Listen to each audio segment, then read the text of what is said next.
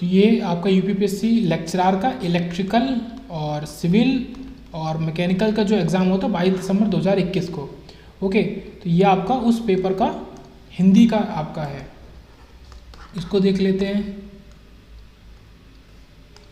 Okay, तो केवल questions को डिस्कस करेंगे, 25 क्वेश्चन है और चीज़ों को नहीं। तो दान की बछिया के दांत नहीं देखे जाते, मतलब जो चीज़ दान में मिल रही है तो उसका फिर और लाभ या इंपॉर्टेंस नहीं देखा जाता।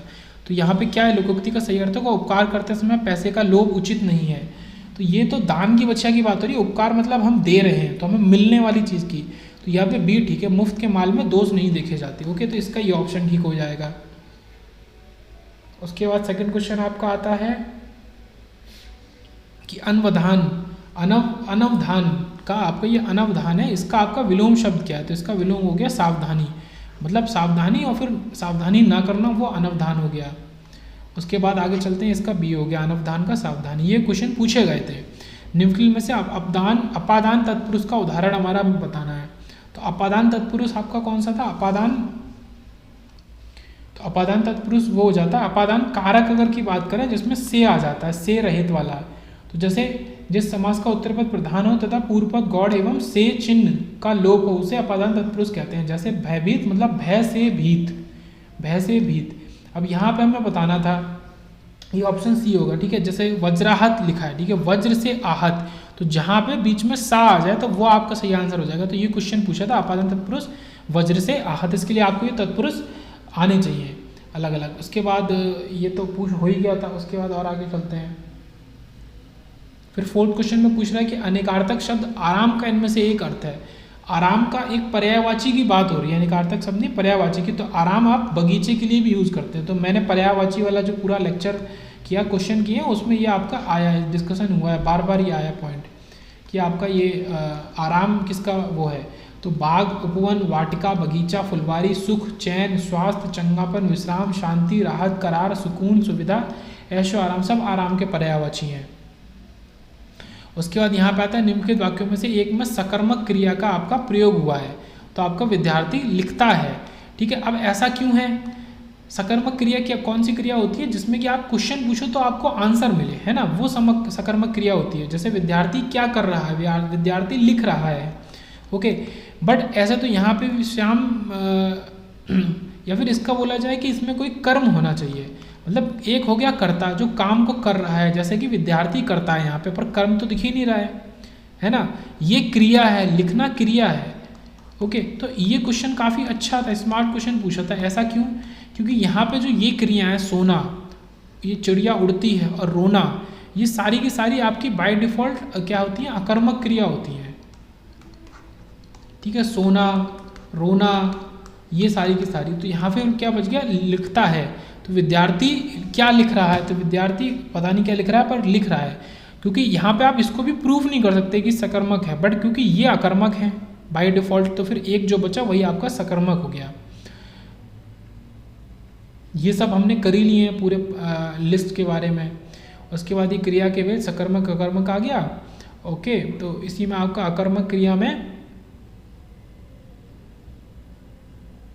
जैसे ये बात आ गई कि सोना क्रिया अकर्मक है, श्याम करता है और सोना क्रिया अकर्मक है। पक्षी उड़ रहे हैं, ये भी अकर्मक है। बच्चा रो रहा है, ये भी अकर्मक है। अब देखो इसी लॉजिक को देख के उसने क्वेश्चन पूछा। यहाँ पे कुछ अकर्मक क्रियाएं जो हमेशा अकर्मक रहती हैं, जहाँ क्रिया के साथ इन प्रश्नों का उत्तर न मिले वो अकर्मक होती हैं। जैसे कि तैरना, कूदना, सोना, ठहरना, उछलना, मरना, जीना, बरसना, रोना, चमकना, ये सारी की सारी। तो देखो यहाँ पे जैसे ये इसकी बात कर रहे हैं, यहाँ पे उड़ रहे हैं, ये उसने बता दिया कि अकर्मक है। रो रहा है, जैसे ये सोना वाला ये आ गया और इसमें रोना भी आ गया, तो ये बाय डिफॉल्ट अकर्मक है। तो इस लॉजिक से देखा जाए तो इस क्वेश्चन के अंदर फिर आपका बचा क्या? आपका लिखता, विद्यार्थी लिखता है, यह आपका सकर्मक हो गया विद कर्म। ओके, हम यहाँ पे केवल क्वेश्चंस को डिस्कस कर रहे हैं जल्दी जल्दी से। फिर आता है परीक्षा का संधि विच्छेद पूछा था।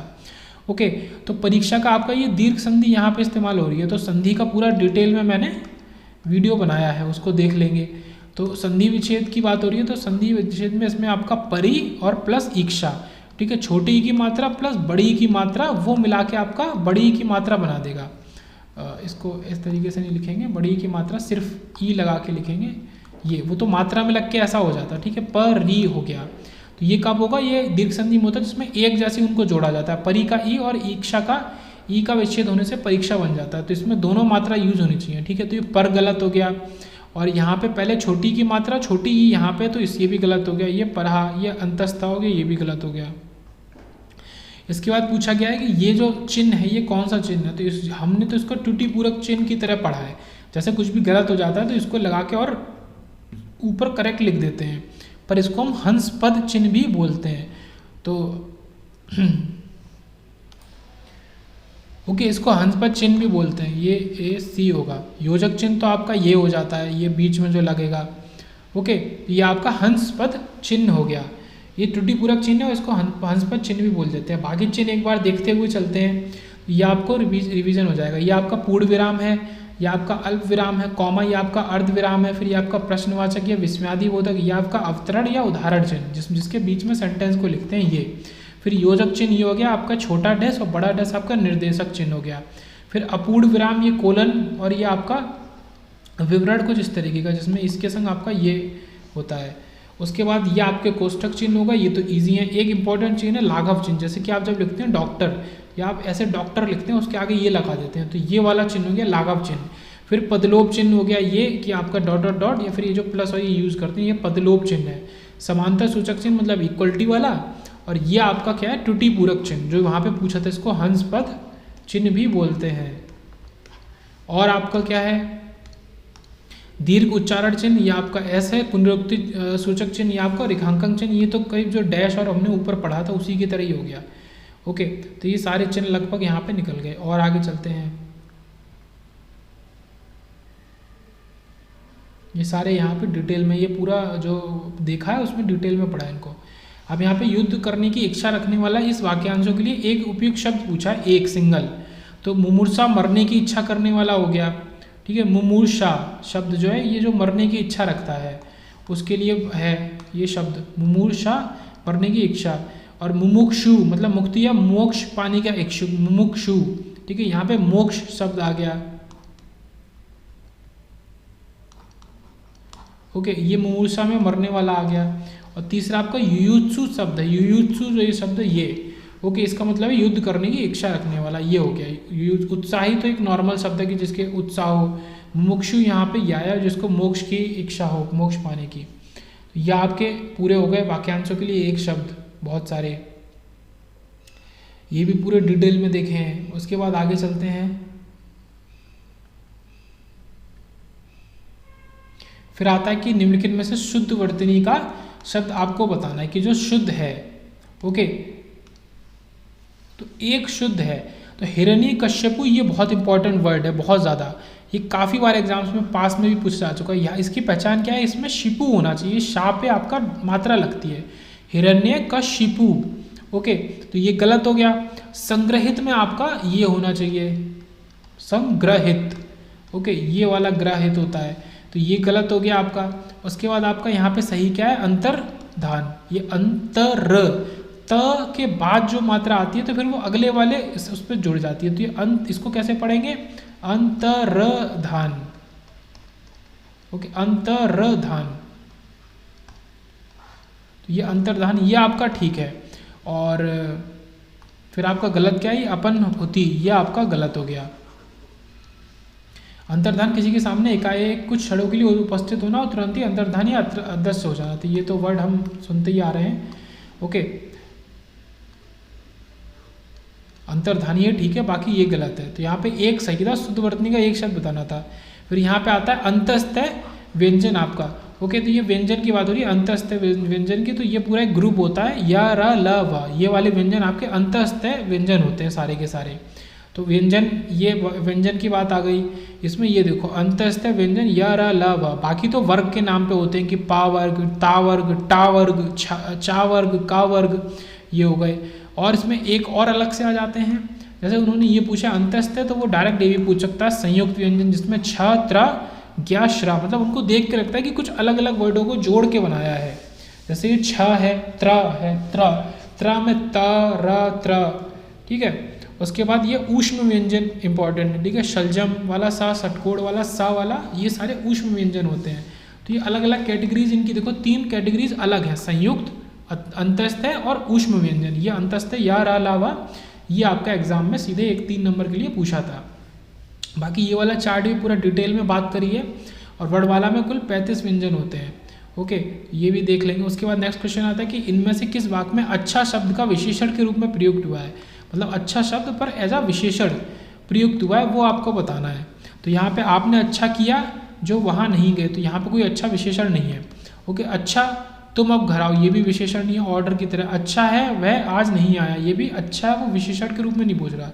फिर यह काम बहुत अच्छा है, तो ये काम के लिए वो बोल रहा है कि बहुत अच्छा है ये काम, तो ये तो ईजी था, यहाँ पे काम एज अ विशेषण यूज हो रहा है। उसके बाद दुर्व्यवहार शब्द में कितने उपसर्ग हैं, ये हमको बताना है। दुर्व्यवहार में कितने उपसर्ग हैं, ये अच्छा क्वेश्चन था। ओके, यहाँ पे 3 उपसर्ग निकल के आ रहे हैं, ये देखो दुर्व्यवहार, ये है दुर्व्यवहार, दुर वी अब, और ये हार के संग जोड़ा है इस शब्द को, तो दुर वी अब, 3 आपके उपसर्ग यहाँ पे निकल के आ रहे हैं, दुर वी और हव, अब हार के संग, ये आपके दुर्व्यवहार हो गया। बाकी यहाँ पे कुछ और की बात कर ली गई है, जैसे परोपकार, तो पर एक उप 2 और कार में जोड़ा है। उसके बाद स्वावलंबन, तो स्व अव और लंबन, इसमें 2 हैं, ज़्यादातर में 2 हैं। समालोचना में सम आलोचना, इसमें 2 हैं। समाचार में सम आचार, इसमें 2 हैं। और अव्यवस्था, इसमें आ अलग है, वी अलग है, अव अलग है, और स्था फिर अलग है।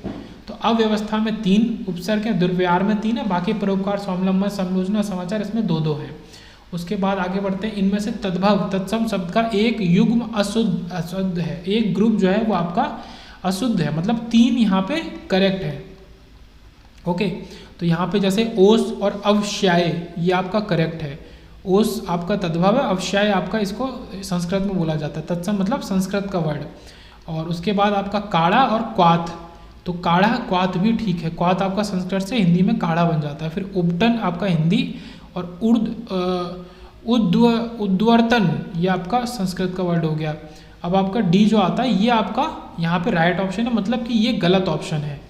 ओके, मतलब ये अशुद्ध है, क्योंकि वो हमसे अशुद्ध वाला पूछ रहा था, तो ये तो सही हो गया। तो अशुद्ध वाला आपका रहट और अरहट हो गया।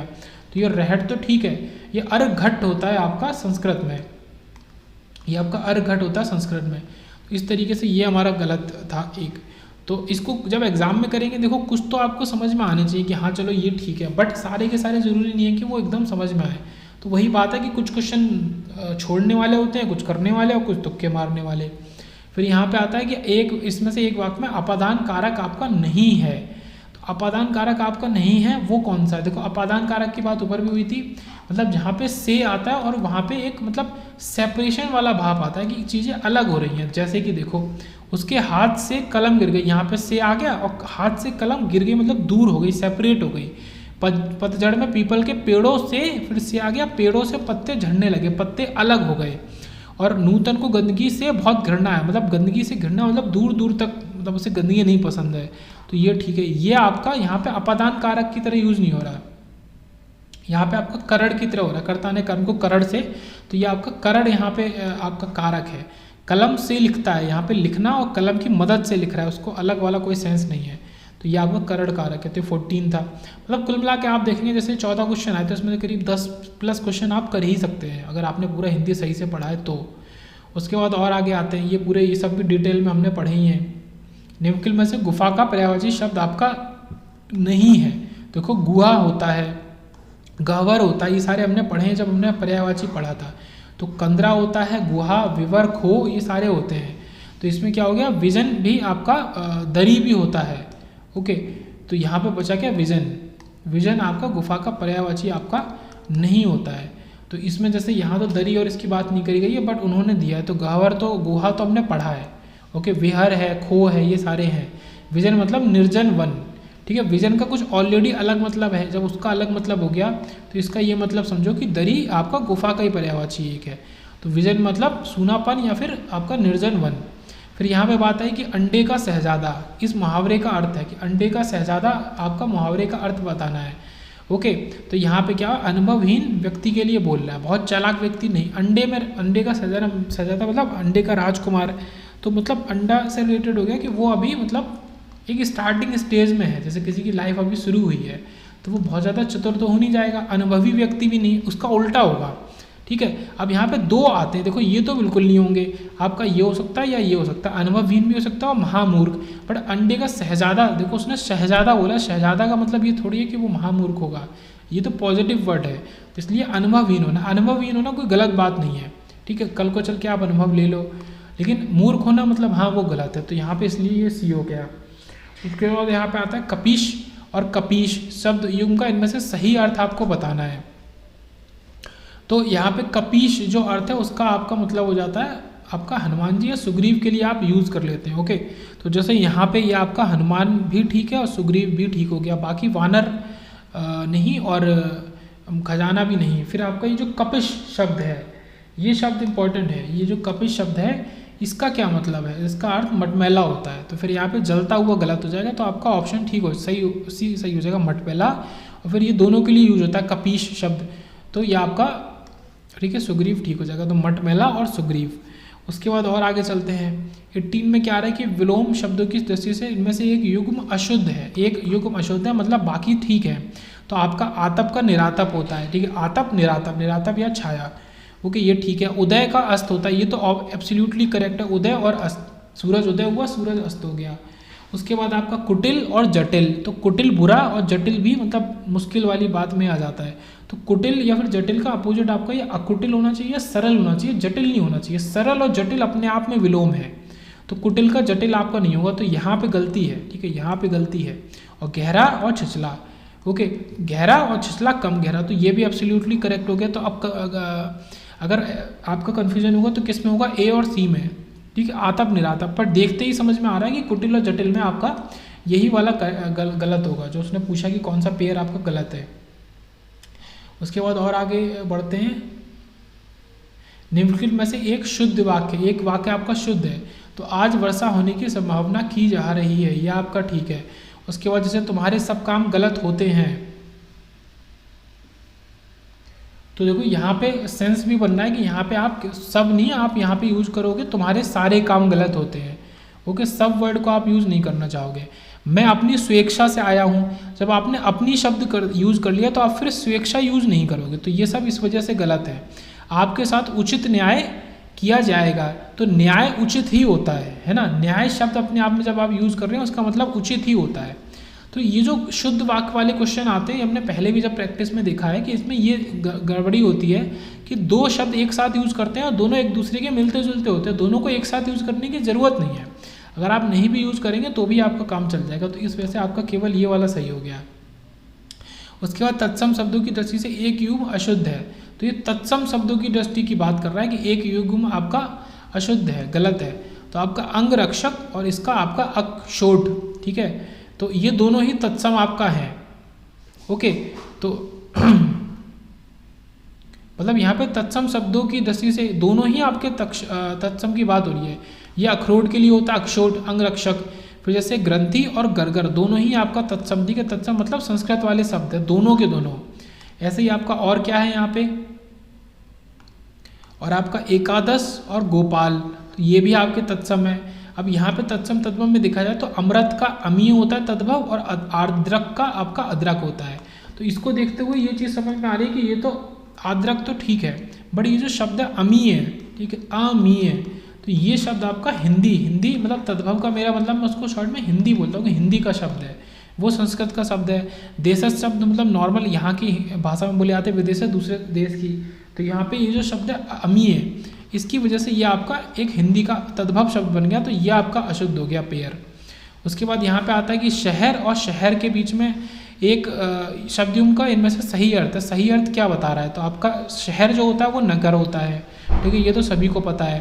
तो अगर वो नगर हो गया शहर आपका, तो फिर वो प्रातःकाल तो होगा नहीं, वो जीत तो होगा नहीं, तो आपका या तो ये हो सकता है या ये हो सकता है। अब ये शहर वाला आपको बात है, अच्छा ये ज़्यादातर लोगों को मेरे हिसाब से तो ये पता होना चाहिए शहर। हमने प्रैक्टिस में भी इसको एक बार देखा था शहर शब्द को, जिसमें सवेरा वाला सा आता है, ये सवेरा के लिए यूज़ होता है, या फिर प्रातःकाल बोल दो या सवेरा बोल दो, जो भी आप बोल दो, क्योंकि यहाँ पे ये सरल आ गया तो इसलिए फिर आपका ऑप्शन ए ठीक होगा। मतलब ऐसा आता है कि एक क्वेश्चन थोड़ा हार्ड तो फिर एक ईजी आ जाता है, मतलब 20+ क्वेश्चन आप आउट ऑफ 25 कर सकते हो अगर आपने पूरा हिंदी कवर किया है तो।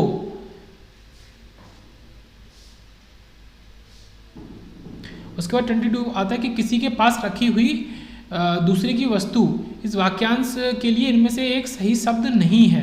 तो किसी दूसरे के पास रखी हुई वस्तु आपकी अमानत भी होती है, ओके, धरोहर भी हो गई और थाती भी हो गई, तो वो रिक्त नहीं होगा, ठीक है। तो ये गलत होगा, बाकी तीनों सही हैं। तो अमानत, थाती और धरोहर, ये तीनों चीज़ें हो गई किसी की दूसरे के पास रखी हुई आपकी वस्तु के लिए।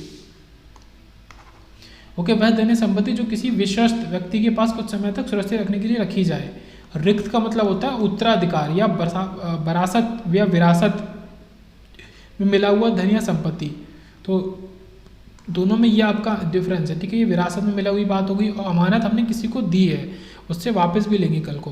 फिर 23 पे आता है अनर्थी शब्द अर्क का इनमें से एक अर्थ आपका नहीं है। तो अर्क का एक तो देखो तामा तो होता ही है, जैसे कहते हैं ना कि सिल्वर की अर्क, जो मिठाइयों पे ये अर्क यूज़ करते हैं उसको यही अर्क कहते हैं। और इसका मतलब है ज्योति भी इसका एक शब्द हो गया, और प्रकाश, किरण, सूर्य, तामा, मदार और स्फटिक, ये सारे शब्द हो गए। तो जब ये हो गए तो फिर आपका पारा नहीं होगा, ये पारा इसका मतलब नहीं होगा अर्क का एक मतलब। ओके, तो ये क्वेश्चन हो गया। इसका थोड़ा सा, हाँ, ये थोड़ा सा लेवल इसका अलग जा रहा था क्वेश्चन का, मैं मानूंगा। मतलब यहाँ पे अगर आपने पढ़ा है तो ठीक है, तामा तो एक बार को आप समझ जाएंगे, स्फटिक, मदार, तो यहाँ पे कन्फ्यूजन हो सकता है। उसके बाद और आगे चलते हैं, लास्ट में आते हैं आपके कौन से क्वेश्चन है 24 और 25। तो यहाँ पे जैसे पहले देखते हैं 24 की विष्णु शब्द में इनमें से कौन सा प्रत्यय लगाकर वैष्णव बनता है। तो विष्णु में वैष्णव बनाएंगे, ये वाह आपको बनाना है। ओके, तो ये आपका जो वाह जो लास्ट के, ठीक है, प्रत्यय के आपके अलग अलग वो हैं। ओके, 1 2 3 वो संधि की बात है, मतलब ओके 1 2 3 4 5। तो जब आपको या वाह बनाना है, ओके, एंड उसमें, तो आप ये 4th और 5th वाला वो यूज़ करते हैं। चलो उसको छोड़ो, उसका मतलब नहीं है। यहाँ पे केवल अ प्रत्यय आप लगा देंगे तो आप ये बना देंगे, मतलब विष्णु में केवल अ जोड़ दो, ओके, तो आपका वैष्णव बन जाएगा। तो जिसने ये संधि को ये पढ़ा है अच्छे से, तो फिर उसको ये पता है। तो यहाँ पे क्या क्या एग्जाम्पल दिया जा रहा है और कौन सा पूछा जा सकता है क्वेश्चन कल को अलग, ठीक है। शैव, वैष्णव, तैल, पार्थिव, मानव, पांडव, वासुदेव, ये अप्रत्यय लगाने से बन जाते हैं। लूट, मार, तोल, लेख, पार्थ, दानव, यादव, भार्गव, माधव, जय, लाभ, विचार, चाल, लाघव, शाक, ठीक है, ये सारे बौद्ध।